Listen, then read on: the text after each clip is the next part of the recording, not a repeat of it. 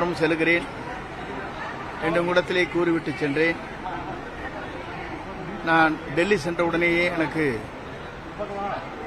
உள்துறை அமைச்சரை சந்திக்கின்ற ஒரு அனுமதி கொடுக்கப்பட்டது. அதன் மூலமாக உள்துறை அமைச்சர், நிதியமைச்சர் இருவரையும் சந்திக்கின்ற வாய்ப்பு அங்கே கிடைத்தது.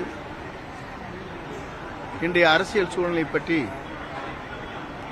கருத்துக்கள் அங்கே பரிமாறப்பட்டன.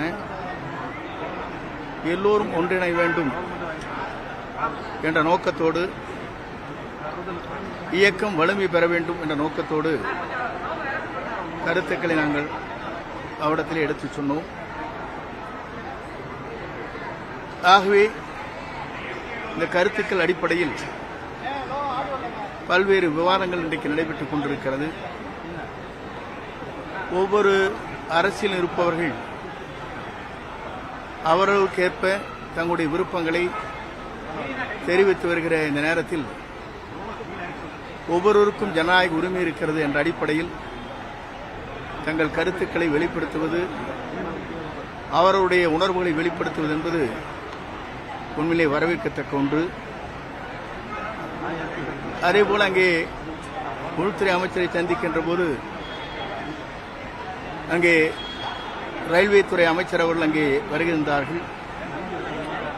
அவரிடத்தில் ஈரோட்டிலே புறப்படுகிற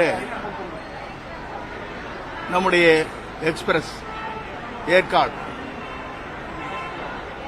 அங்கே முதலில் இருந்த நேரம் 10 மணி அளவிலே புறப்பட்ட நேரம் ஒன்று.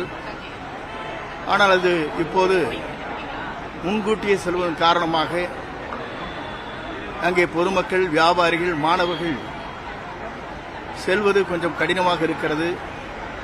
காலை 3 மணி அளவிலேயே இங்கே சென்னை சென்று விடுகிறது. அந்த நேரத்தை நீங்கள் மாற்றினால் பெரும் உதவியாக இருக்கும் என்று நான் சொன்னேன். அப்போது அவர் உள்துறை அமைச்சர் அவருடைய லான்ச்சிலே இருக்கின்ற போது, தனியாக இருக்கின்ற போது அதை சொன்னவுடன் அதை குறிப்பிட்டு தாருங்கள் என்று சொன்னார்கள். அதை பரிசீலிப்பதாக சொன்னார்கள். மக்கள் பணி அனைத்தும் செய்வதற்கும், இயக்கம் வலிவு பெறுவதற்கும் உங்கள் அனைவரோடு ஒத்துழைப்போடு அந்த பணிகளை தொடர்ந்து ஆற்றுவேன் என்பதை மகிழ்ச்சியோடு தெரிவித்துக் கொள்கிறேன். நன்றி.